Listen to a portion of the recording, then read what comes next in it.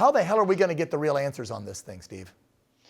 It's going to be incredibly difficult as long as you have somebody like Christopher Wray at the helm of the FBI, who's a political actor in every sense of the term, and somebody who really, what's on display to me most is has a different set of goals, what he sees as success than what the typical American views as success. We want answers. We want them forthwith. You're allegedly supposed to be the most elite premier law enforcement agency in the country. You receive $12 billion of funding. How about you actually do your job and do it in a timely fashion so we're not out here just trying to come up with our own theories because we're on Google or going on some of these sites like Reddit where there's these crazy conspiracies. But instead, Christopher Wray is not an outcomes guy. He's a process guy. He sees success as saying, oh, look, we brought a lot of resources to bear. Why don't you give us more resources next year? We're doing a really good job. But that's not effective leadership. That's why you had Kimberly Cheadle have to leave her post. And hopefully we'll see Christopher Wray leave his post and keep his dignity intact to a certain extent. Otherwise, hopefully in a few months when there's a new administration, he'll just be kicked out the door. But if 2 in the department of thousands of agents wish Trump would have been dead, how many wish that and are still on and working the department, but just haven't vocalized it? That scares the hell out of me, that FBI agents wish President Trump would have got killed.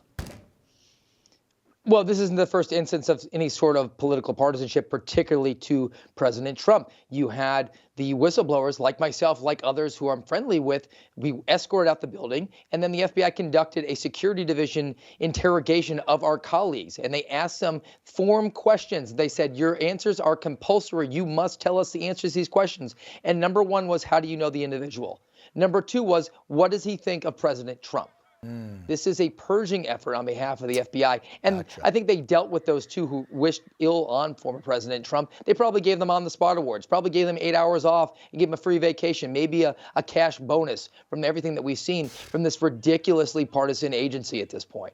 This is how theories get started, when you're not transparent and when we have no details on this kid. Are you kidding me? Everybody else, from the Nashville to the Buffalo to the Vegas shooter, we had all kinds of info in 24 hours. They did, and they also had a lot of assistance from their private partners, right? You had the U.S. Bank or Bank of America giving cell phone or purchase records of people who went to January 6th, and within 1 day of that happening. They're not certainly leaning on those private partnerships that the FBI has with banking, with phones, with big tech. We're not being given all of that information out here, and it's just lending itself to more conspiratorial nature because people over the last few years have lost their trust in the government. Yes. And when you doubt that, then you're more primed to believe anything that the government isn't saying.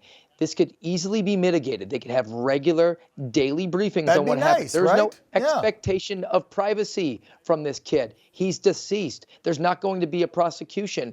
Give this information to the American people. This is very pertinent and very important. And it's essential to stop people from just going off the deep end. Gotcha. I'm an evidence guy. I want to see the facts. But until otherwise, I always assume that government as a whole is incompetent people doing incompetent things to good people incompetently.